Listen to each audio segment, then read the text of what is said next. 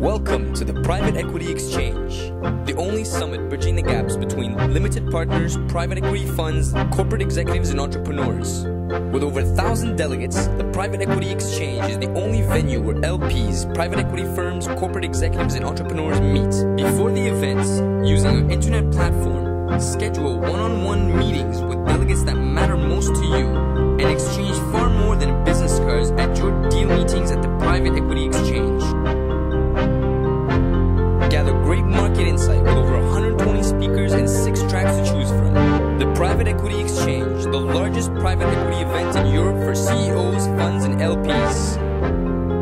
You are looking at venture capital, serial entrepreneurs, emerging technologies, going public or selling, Alternext, AIM, or NASDAQ, IPO or tech merger. Introducing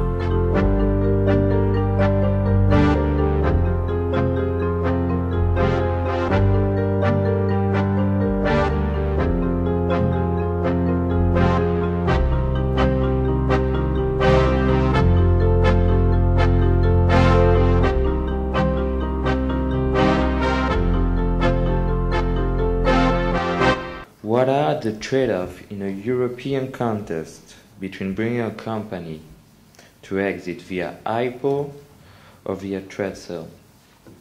Sure. I think the question probably can apply to a lot of us in the panel, but just to kick it off, I think the trade-offs are largely to do with liquidity. In an IPO, you get your own currency. In a trade sale, you may or may not get that, depending on what you're getting in lieu of your shares. And if you're selling off to a European company versus a U.S. company, you've got different expectations. So your trade-offs in a pure play listed company exit is what is the acquiring company providing you in terms of immediate cash to grow in a business, scalability through its channels. Does the rate of growth for the company's stock that's acquiring you exceed the likely rate of growth that you would have if you took your own company public? Is there a synergy in corporate management? In a US-European merger, you have frequent cultural disparities that may not be apparent at first, so managing those are quite serious. Whereas in a trade sale, some of those things got more muted. You're quite often selling for cash. There's a less of a shareholder expectation management to be done in a listed environment. And you can really build a culture that is not susceptible to the vagaries of a public market. So it's those are the primary trade-offs. Of course, cash is king at the end of the day, and no matter what you say, if there's a acquisition that's cash-led, in either scenario that might make more sense. Mr. Collombel? Yeah. First, you are speaking about trade-offs, but that means that you have a luxury for trade-off, which is pretty rare. What I mean is that, first remark, European markets, financial markets, are more and more demanding for very diverse reasons. Euronext, I'm not speaking of Alternext, I'm speaking of real IPOs there. Euronext is very demanding. European investors in general are very demanding in terms of first, size of the companies, then revenue predictability, and last, quality of the management. If you compare it to the NASDAQ is less demanding in terms of revenue visibility, meaning that US investors are more willing to take risk with companies with not that proven business model, let's say, but they are as well very demanding in terms of quality of the management.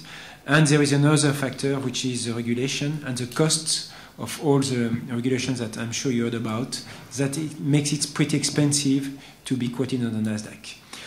Net-net, that means that very few companies these days are eligible to get to IPO. And still, you have a lot of companies for different reasons that I'm going to briefly address that are good companies where you don't have a choice but do a trade sale. I'm just going to give you some examples and in some specific industries. In the software sector, for example, software industries, you have a lot of companies that are good companies that can provide very nice exit, either both to the investors and the founders, but that will never be on an IPO track. you need to take into account that a lot of venture-backed companies are more and more a kind of outsourced R&D for very large groups. In our portfolio, for example, Partech, we did 3 trade sales in the last 2 years that were almost pre-revenues. We sold Meiosis to IBM, we sold DCT to Veritas, and we sold the last one to EMC very recently, Akimbi. 3 companies almost pre-revenues, which provided in all cases more than 4x multiples both for investors and founders. In this case, you had no trade-off. The acquiring companies are really interesting to buy technologies before it's even proven on the market. I tend to agree with most of what Philippe said. I think as a VC, when you're sitting on a board and you get familiar with a company and you get to learn it, you know fundamentally whether a company is an IPO story or is a trade sale story. It's almost it's something that you feel, and I think there are a number of reasons for that. First, I think there are some business models are more likely to go on the IPO track than on the trade sales track. Also, you have to know that some business models are easier also to sell on trade sale. Some other companies have, for instance, business models that are I would say less capital intensive and quite profitable. Then the need to go for an IPO is not a necessity. It may even be a problem in some ways. But most of the time, anyway, you don't have a choice, and you know you don't have a choice. So you work the best at what is your the more likely strategy. I think there are a great number of things to have in order to go for an IPO. I think that the markets are pretty demanding. I think it puts a lot of pressure on both VCs and the managers. It creates it may defocus also the management. So to a certain extent, an IPO track is not necessarily something as VC that at least personally I would seek, unless I feel that I have I would say a golden egg or something like this, and that this is really the best route to create the more value for the shareholders. And really, what we are driven by the value creation. And if we're going to take the IPO route, is because first it makes sense, and secondly because it creates much more value. Because I feel that in the private equity market, it's much easier to sell company and to provide liquidity for your LPs. I think the trade-off depends mainly of the company profile. In brief, perhaps we have three cases. First is the company with techno, a good techno, IP, but low or no turnover. In this case, the only way may be trade sale, in France. Second case is turnover and techno and a strong growth. In this phase, the both ways are possible, and maybe we can imagine a dual track. On third case is biotech. It's very, very apart. No turnover, license agreement, reached milestone. In this case, trade sale is not rarely the good way, but we can tend an IPO, I think, like Innate, like Exonit, and so on. Brief. Okay, thank you. I think this is a comment on that. I think the perspective of the trade-offs is often different for the entrepreneurs and the VCs. Because you quite often, in that last-minute decision in the boardroom, will have a big debate. The entrepreneurs may not want to sell out, the VCs do because they want liquidity. And quite often, filing for a red herring prospectus for an IPO is a great way of announcing to the world you're up for a trade sale. And quite often, that's when the last-minute big deals happen. So, anyways. Okay. Frank, here's a question for you. Are the differences in decision if you're a biotech fund instead of an IT fund? Yeah, this is a bit what Pascal Demichel has said. In fact, this argument about the business model and how capital intensive is a company, the fact that there are certain differences between the IT companies and the biotech companies, if we can generalize, I would say biotech companies are much more capital intensive, take much more time, and very often the natural exit for a biotech company is an IPO, because the company needs to get funded through phase 3s, and for this they need to reach to have very often a successful phase 2, then go for an IPO and here raise I would say 20 to 60 million in order to pursue the testing before I would say the drug is bought by pharmaceutical companies or whatever. So to a certain extent, for successful biotech companies, the IPO is something they must do almost. In IT and particularly in France, I would say it's almost the contrary. To a certain extent, the biotech you have too few opportunities in France. You have to go outside, and to a certain extent, either the Swiss market or the NASDAQ or a natural market. In the IT, you have much more opportunities. In France, the trade sale market is more buoyant. These companies most often do some have some revenues, and to that extent are more easy to a certain extent to put a value on, and are better candidates for trade sales. I would say what matters to the VC beyond, I would say, the absolute return is also the path to liquidity, and trade sales are often a better path or a more certain path than IPOs, because to a certain extent when you sell, unless you exchange shares, to a certain extent you get cash.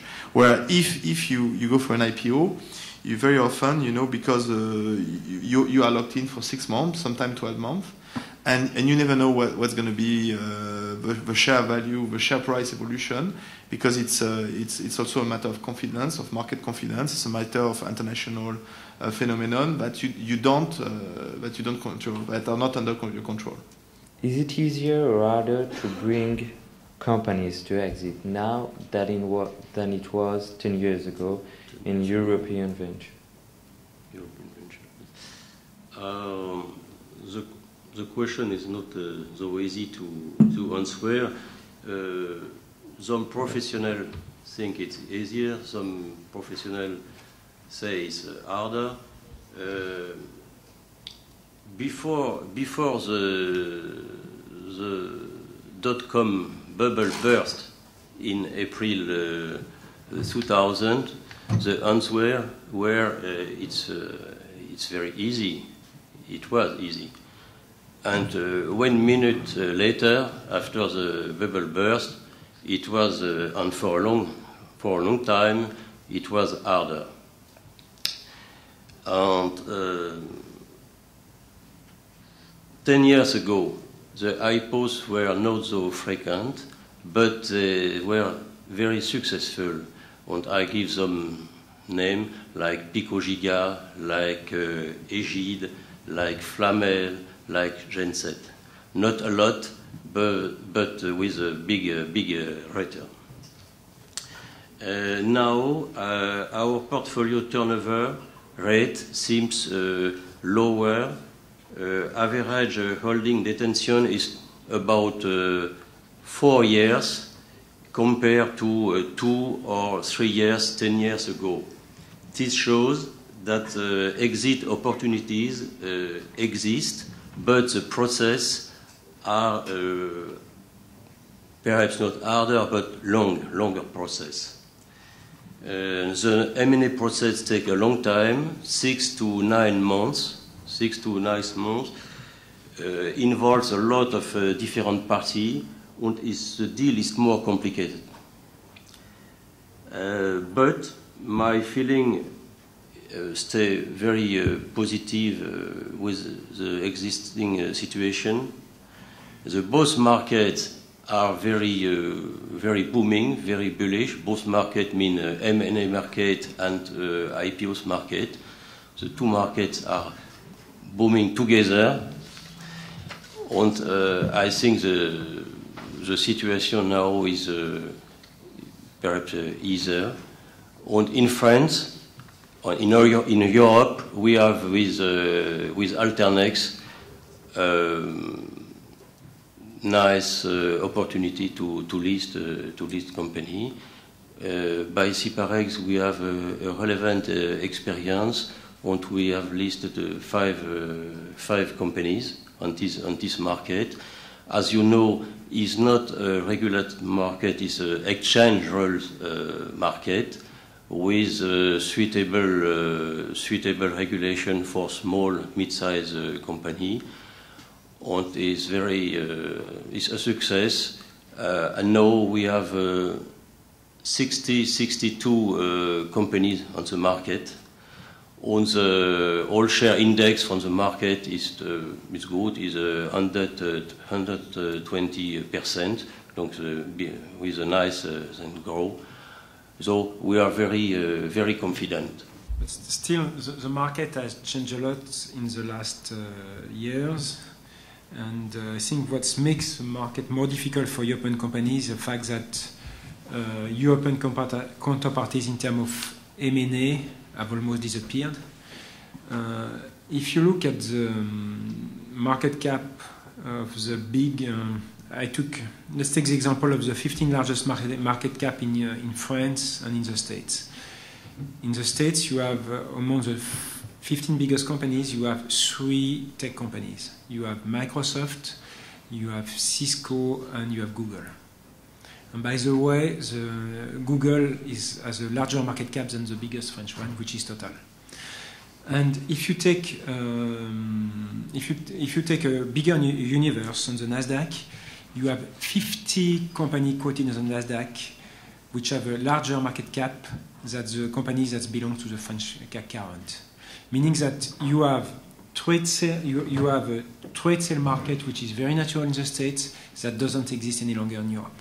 When you look at CAC 40, there is not one single tech company.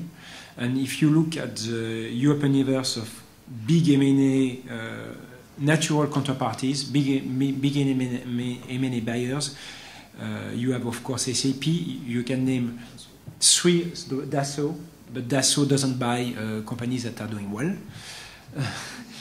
You have BO, but BO is no longer really a French company or a European company. You had Siemens, but Siemens is not doing well, which means that the bar has become higher, because if you have decent European companies, the best that you have, and what is now required is that you need to get known by US potential buyers. And I think that's really what has been changing in the last 10 years. No, it is true that the universe of potential buyers in Europe is limited. Thank God we have also a number of Scandinavian groups that helps. But it is true that when you are thinking of selling a tech company in Europe, you can only count on a handful number of names, and it is true that very often they take a lot of time to look at the asset, to consider the assets. They are not necessarily very aggressive in terms of acquisition. When they are ready to buy, because the board agrees that would be a good idea to buy some tech companies, they are not necessarily good. They don't pay a lot of amount of money. So it is true that us as VCs, 3 times out of 4, we need to get our assets known in the Anglo-Saxon or US market. This is quite important, and this is why also very often we more and more, I don't know if you will agree with that, but we have a tendency to hire investment banks that have a footprint in the US or can deliver the M&A capabilities in the US also, because we feel that this is extremely important. Otherwise, we are almost hostage of the European market in terms of valuation. Fully agree. Okay. I can add to that. A few years ago, I was part of Knight Securities, and one of the big plans we had was to create the equivalent of a NASDAQ for Europe. And there's part of it was to take over ESDAQ. I think you may remember some of that. It was like 1999, 2000. And the plan was really to create that platform for liquidity, because what's missing in Europe is a great exchange that covers all of Europe, that therefore has the right ecosystem. If you're an equity research house or an investment bank and you have 16 companies in the same domain, it's a lot more cost effective to cover that. If you cover encryption software today, you've got companies in different parts of Europe on different exchanges. It's just not economical to cover it. So the challenge at the time was to create and the vision at the time, of course, was to create the equivalent of NASDAQ in Europe and therefore provide for the liquidity, the money flows, the counterparty issues that Philippe mentioned earlier. The timing was unfortunately wrong because this was right around the time where my colleague mentioned the internet bubble burst in April of 2000. And therefore, and of course, the US changed from the spreads to decimalizations, the spreads narrowed, so the whole sort of, economies of that model didn't work. But I think that remains a vision. And you've seen some measures of that between the Swedish, Ohm Exchange and Copenhagen Exchange mergers, or these rapid bids between Deutsche Börse and London Stock Exchange. But until we have that critical mass, we're going to be infighting, effectively. And that just bleeds the system, doesn't create the right healthy support system. I think if you look at beyond that, let's look at the evidence. Some of the biggest tech companies, the biggest potential you've had for tech companies have all gone for trade sales to US companies. Whether it's been Kelku, who there was a VC from in the earlier panel who was an investor, or you look at Suzy Linux or Jamba or JBoss last month or Skype last year, they all sold to US competitors. Why isn't somebody taking it on to a larger public valued company here? And even the ones that do, like BO, Business Objects, is effectively a US company. And you look at some of the UK successes. We work with companies like Sage and Experian, so UK's largest software company, the UK's largest credit reporting company. And one reason they work with us is because they're nationally acquisitive. And you can tell a company's difference in their growth strategy if they're acquisitive, but they just don't have the same critical mass. I'm sitting with some US VCs a few months ago, and we were talking about the success of ARM Holdings. Because if you look at venture-backed successes in Europe that are public, Business Object stands out. There's literally no other company's difference in their growth strategy if they're acquisitive, but they just don't have the same critical mass. I'm sitting with some US VCs a few months ago, and we were talking about the success of ARM Holdings. Because if you look at venture-backed successes in Europe that are public, Business Object stands out. There's literally no other company that comes close. Was that one of your investments? There we go. Literally no other company that comes close. Was that one of your investments? There we go. ARM Holdings is, what, $4 billion? And a US VC will say, well, that's $38 billion in lost value. Because that company should have been a $40 billion company. So it's all relative. Are we talking about a success in the UK with ARM Holdings? Yes. But it could have been a greater success if the market was more supportive? Absolutely. So I think the missing part in VC's constant frustration, and if you ever heard Ronald Cohen from APAC speak, one of his big goals is to grab the liquidity in the market right so you can get the right exits and therefore the right trade sale opportunities via acquisition currency in these companies. So that's what's really, really missing. I would like to add a few things on Europe. I think, well, we have the benefit of having quite a large portfolio. So we have companies also in Switzerland, we have companies in Germany and in England, in the US, etc. And what I can see about the European market is to a certain extent for each company, each business model, and each, I would say, problematic, you have to pick up a different exchange. So all the exchanges in Europe are very, very different. In fact, for instance, if you are thinking of doing an IPO in a company that is drug-based or is a medtech company, probably the Swiss stock exchange is a very good market because the Swiss investor like that kind of risk. They know it, they understand it, and they pay good value for the company. Whereas it would be more difficult in France. We have also a couple of companies in Germany that are not making a lot of revenues, but have very, very interesting technology. And what I'm stricken by is that all the bankers are either proposing us to have them floated in Germany, which is there are some stock exchanges that are less risk averse in Germany than we are in France, whereas the VC market is more buoyant in France. So for me, this is crazy. This means there is something in the ecosystem that is not completely right. Because why a German investor would be more ready to take risk on public listed assets than French will be, whereas we have more VCs and more risk taking in early stage company in France. And the alternative, very often the alternative market to this is the AIM. So in fact, the AIM market is seen as a market that has the reputation to be able to absorb technological risk better, I would say, probably than the French market. And in the French market, I would say there are two kinds of market. There is one market that is Euronext that is very difficult to tap in because you need to have revenue, you need to have visibility, and it's a belt and braces market. Basically, you need to have a perfect company almost. So if you have a perfect company, okay, but very few companies are completely perfect. So it's very difficult. And then you have the Alternext, which I think is quite new, which at the beginning people were quite doubtful about. And in fact, it's working pretty well. I'm not completely sure yet, and maybe Pascal could tell us, the question of listing. This is one question. The other question is how to exit and get the liquidity and repay your LPs. And I don't have much experience on the Alternext, but I will be very happy to hear from you about what is your experience with the company you listed. Have you been able to get your money back and repay your LPs on these companies?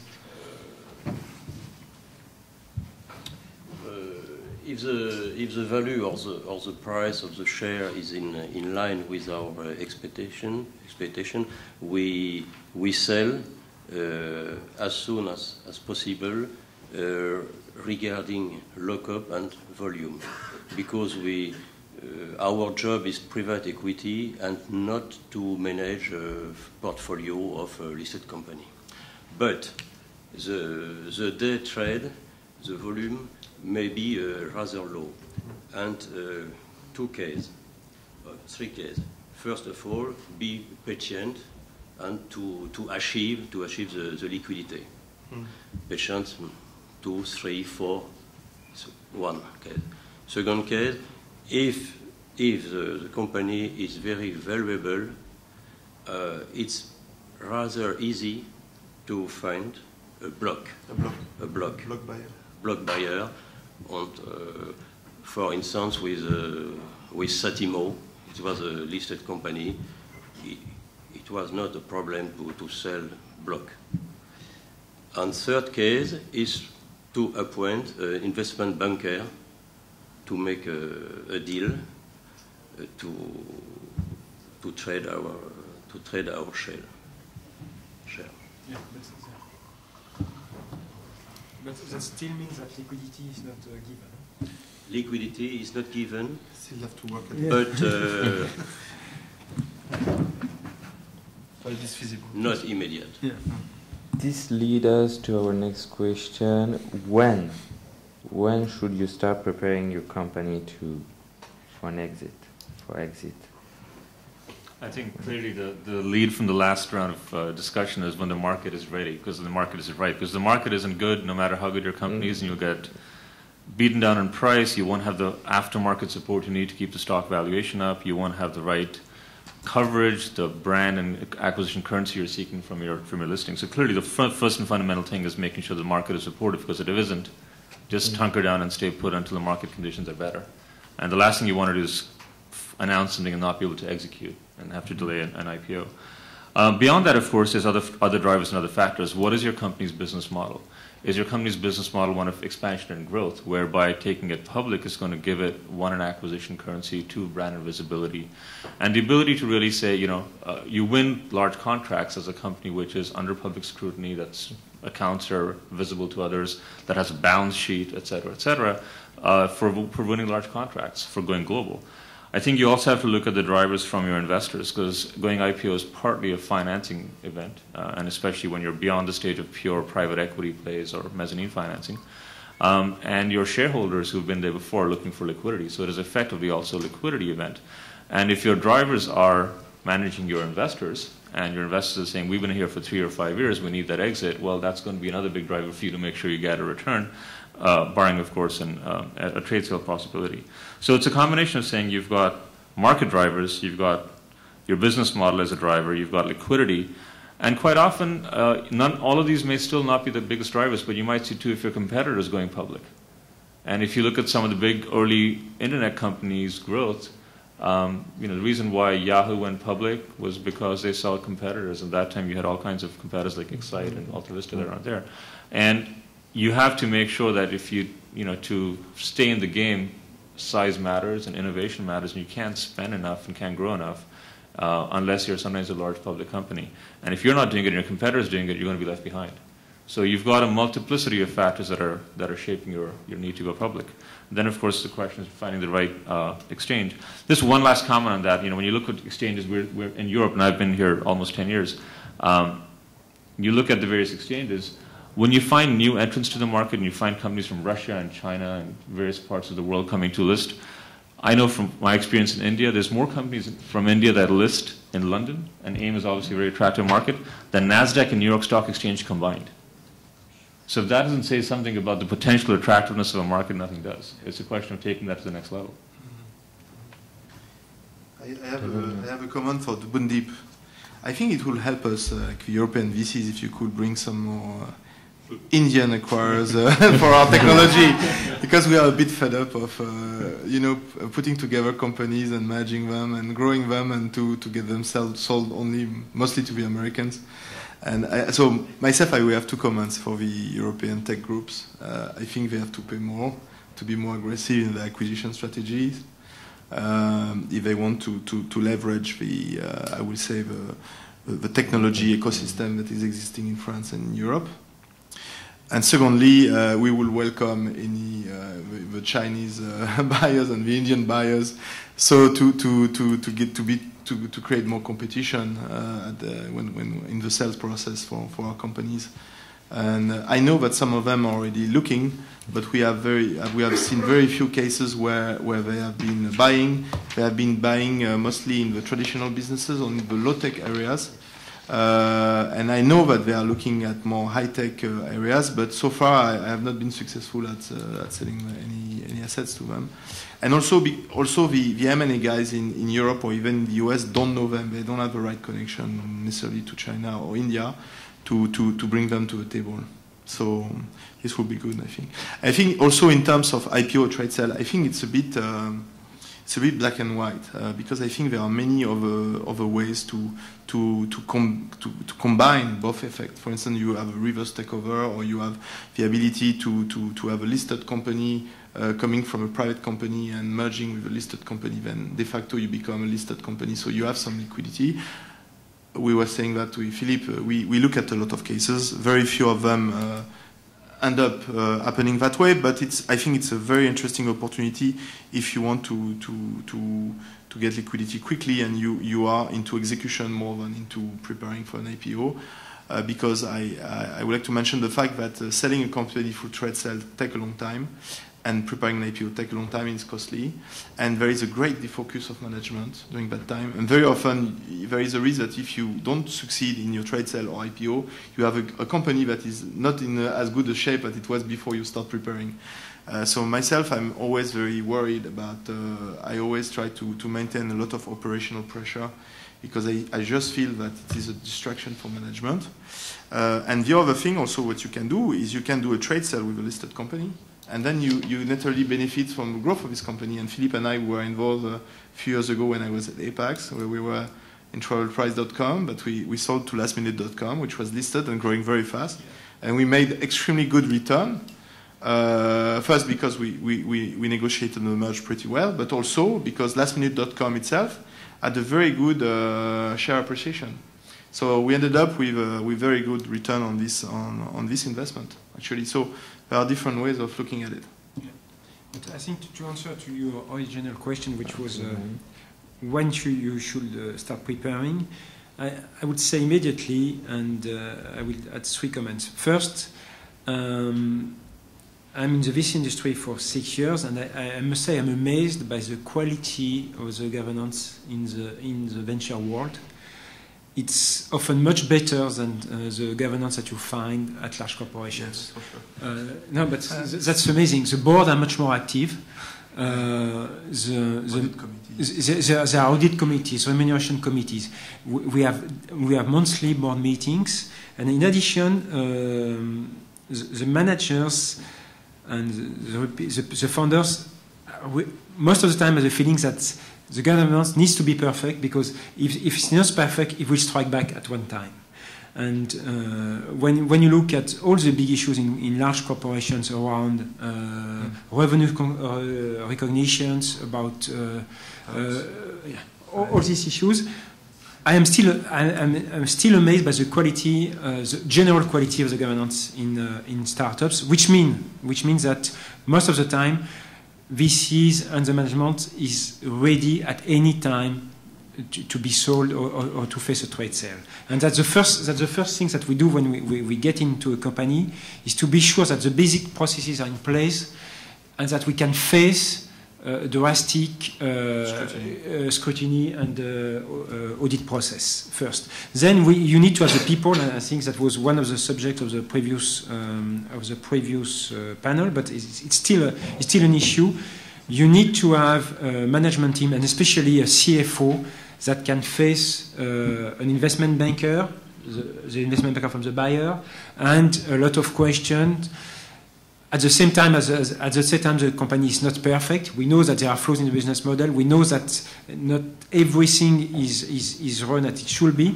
But we need to have a CFO that can make up for these holes in the company. And third, and that you can choose, you need to have a business model and a revenue model that fly. But there you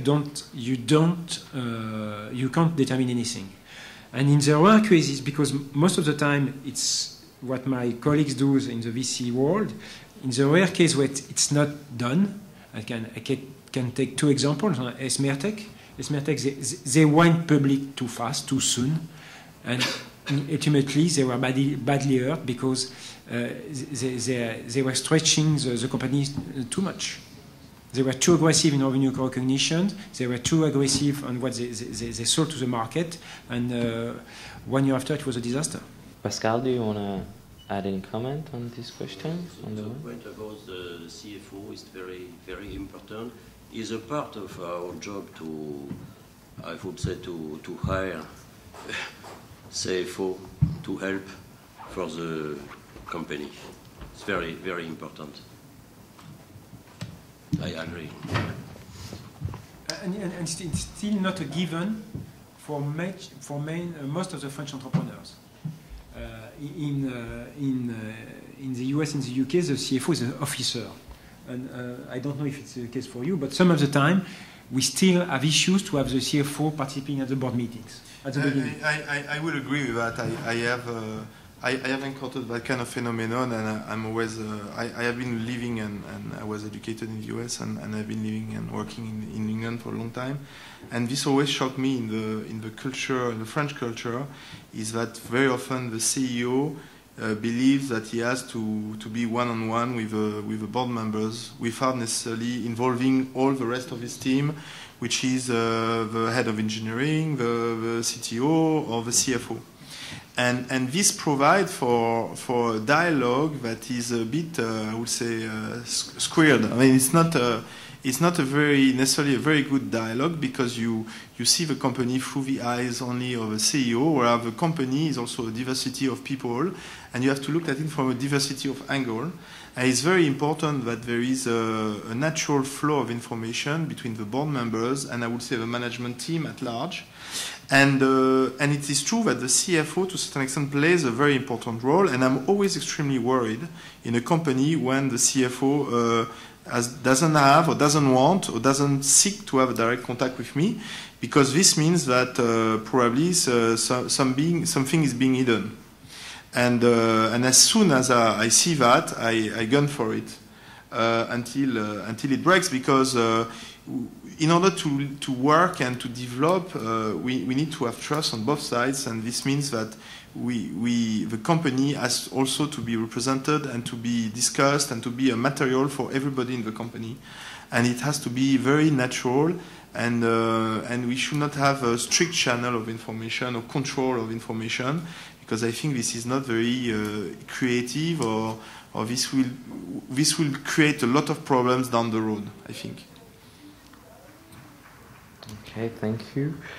Philippe, as a VC, how long do you expect to hold onto an investment after an IPO, and do you remain on the board of directors or step off?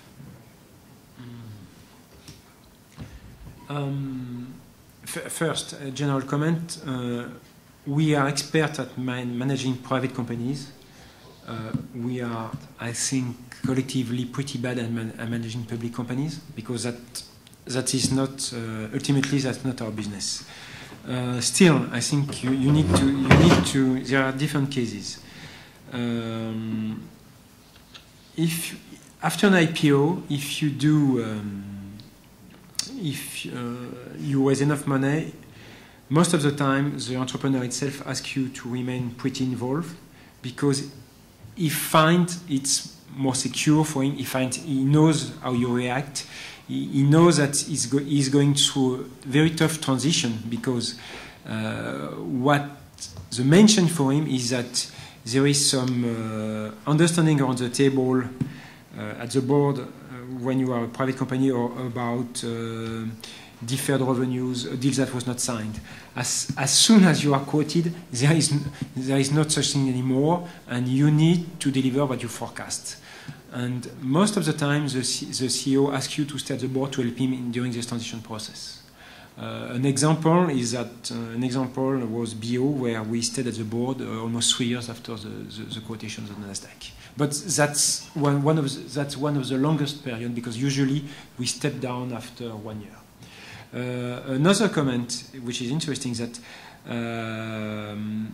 recently we made several acquirers from large public companies that ask us to remain involved with the company for almost 6 to 8 months after the acquisition, and that's pretty new. Pascal? Our general policy is to step off, not to stay on the board, in order to be more flexible to sell our share. As you know, we have the regulatory environment requirements are very binding, and if you are a member of the board, you have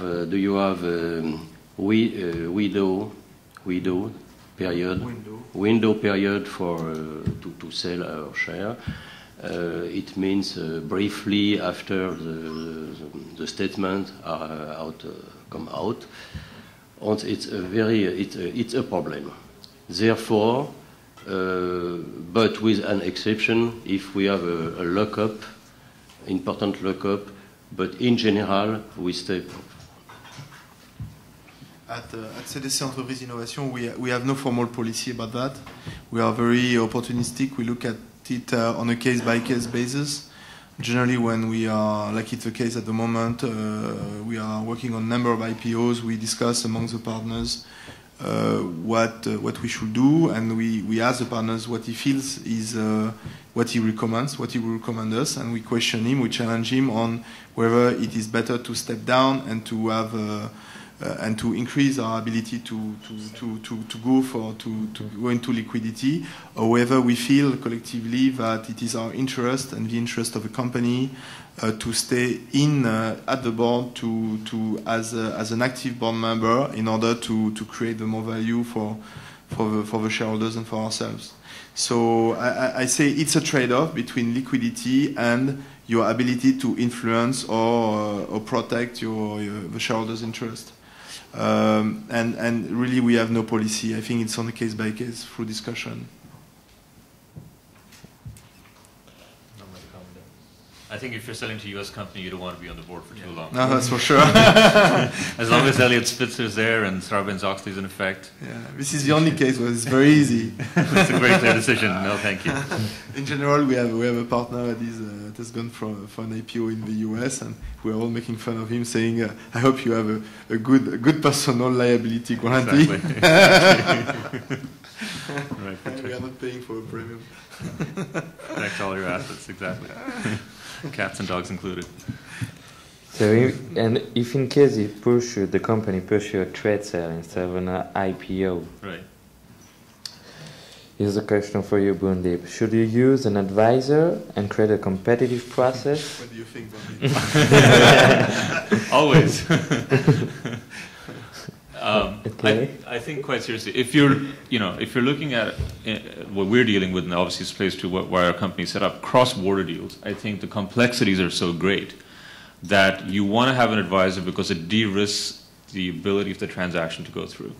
And I think for some cases, like you're talking about Indian companies, every time back in India, I talk to all these companies that saying, we're looking for companies in testing software, embedded processors, composite materials. And they're in the hunt for companies like that. And unless you are talking to someone who's an intermediary, who's aware of that market knowledge, who's talking to decision makers on a regular basis, you'll be lost in the market, or worse, you'll just be shortchanged, or you'll end up spending more money than you're getting as a return. So I think part of it is just market intelligence, market context that the advisor brings. I think beyond that, we found cultural differences. As much as they're talked about, and they're often thought of as being soft issues. Quite often, those are some of the hardest challenges in a cross-border deal. I'll give you some examples. We're involved in a listed NASDAQ company's trade sale to a listed Indian company. So it's quite unusual. It's the other way around. Now, the biggest difference there is cultural. The guys in the US are, fast-talking New York, New Jersey boys. And half the time they're saying things, the Indian guys think they're being patronizing. Well, it's not. That's the way they speak. So we have to have these after-conference calls with each side to massage each other's side's egos and say, that's not what they meant, so please, chill out. And next time, please say it differently. The other thing is the difference in style. And when a US company bids for a company, they typically start off very high to get the board really excited, then go into due diligence, drill down, find all kinds of skeletons in the closet, and then drop the price down. Indian companies are not used to that. They start low because that's what they feel safe. And once they've gone with the price, they rarely go below that. And then they start working their way up.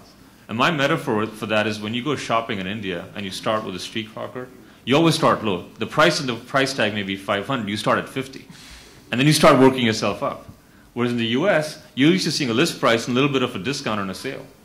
So it's the cultural approach of what purchasing and shopping is about that's somewhere driving in your DNA to make that difference. And it plays out all the time. Because when the first time we got an offer for this NASDAQ company, they were offended. And they were saying, wait, this is a starting point. And for them, this was the beginning point. So it's getting that cultural bridge gap and saying, you know what, but if you're not there in between, that deal would never have gone through. We're not saying it'll go through yet, but it's certainly a lot further ahead than it would have been without us. I think the other thing is there's a perception, and I find that a lot in European companies, where there's a bit of an averseness to sell to an Indian company, because the first thing they think will be that they'll be fired. I've heard that so many times saying, we don't want to lose our jobs. Well, if you ask the Indian companies, one reason why they're buying a company, especially in Europe, is for the people. You can't hire people who are multilingual, who've got relationships in the market, who've got a corporate memory from being in that company for 15 years or 5 years, or whatever it is, for any amount of money. They have no problems recruiting. I was in Infosys' office 2 years ago. Do you want to guess how many people apply for a job at Infosys, which is one of India's top IT companies on a yearly basis? Random guess? Siggy? 1 million people. Okay? So they're used to handling 1 million job applicants, of which they accept 0.8%. They're used to managing HR at a phenomenal level. They have no issues with that. What they can't hire is people who've been in Paris, who've been through the system, who've got relationships with Dassault, the government, whatever else. That's what they want. So the last thing they want to do is fire people. They're buying the company for the people. The second thing they're buying them for is for intellectual property. Indian companies have been very vanilla providers of services. What they want is product. They want sales and marketing. They want innovation. And getting that is the second reason why they sell.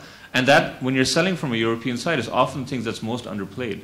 So your valuation, in any instance, is a function of perception. I think what the advisor does, or should do, is drive up that valuation, because they know what was perceived to be of high value to the acquirer, which may not be as apparent to the seller. So whether it's customers, whether it's processes, whether it's relationships, whether it's knowledge, whatever it is, an advisor can prop them up and help you get a value valuation based on that understanding of what the buyer regards to be premium. I think lastly, and this is not to be dismissed, any M&A scenario, the success is post-merger. And half the problems, we've all looked at business school case studies about failures of M&A and all the rationalizations that were there and the great synergies that were there before never actually materializing. I think one of the great things that an advisor ought to do is work on a post-merger integration plan. And saying, here's the lines of reporting, here are the dotted lines of reporting, here's how you create the corporate culture synergies, whether it's exchange programs, whether it's whatever. Because there's cultural differences. Indian companies are far more hierarchical than a lot of other companies. European companies tend to be a little bit more, but still, there's just different ways of dealing with things, different processes for authorizations and approvals. And part of a successful M&A transaction where the advisor plays a role is making sure that the post-merger works well, which you may not think as important until you realize that there's a buyout in your transaction. And getting that upside in your 2-year tail on the buyout is dependent on how well the companies integrate. Does anyone want to? Yeah, I think generally I tend to want to an advisor for several reasons. First, because the advisor brings value to the table. It saves you time. He can negotiate for you, and you have several level of negotiation. It brings some objectivity or third-party advice to the table.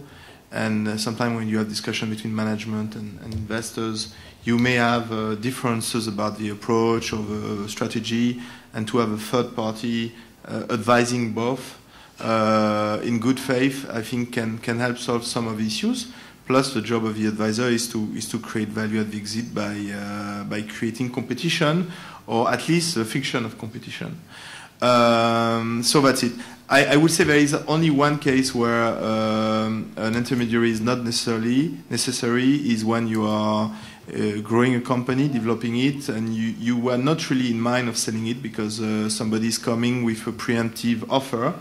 And then what you do is you look at the offer against your reserve price, and it's higher than your reserve price. Then you may go for a bilateral deal because you have made a good return, because you don't have to waste time working for 1 more year to exit, because the market is difficult and there are a lot of obstacles in the way.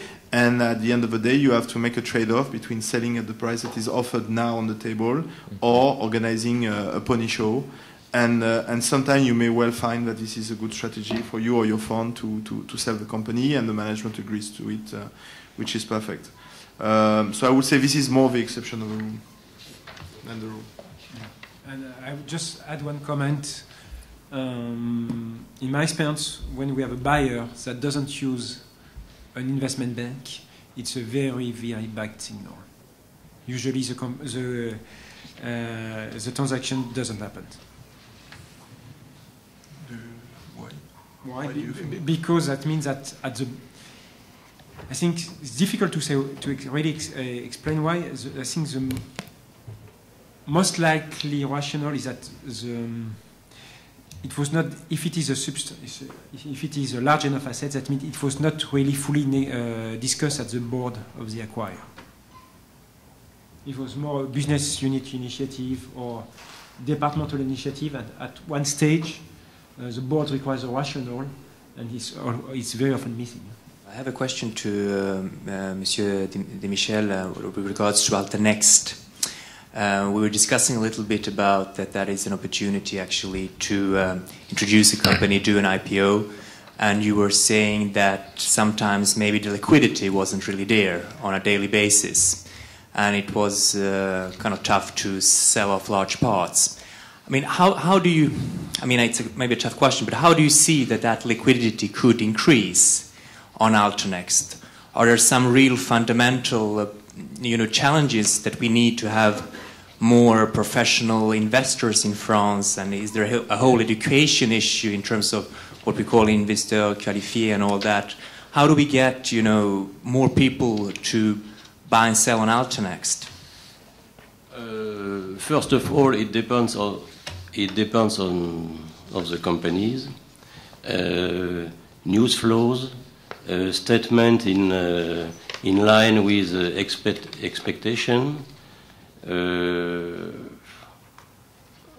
I think we have a lot of investors in France that had a real interest for such growing companies.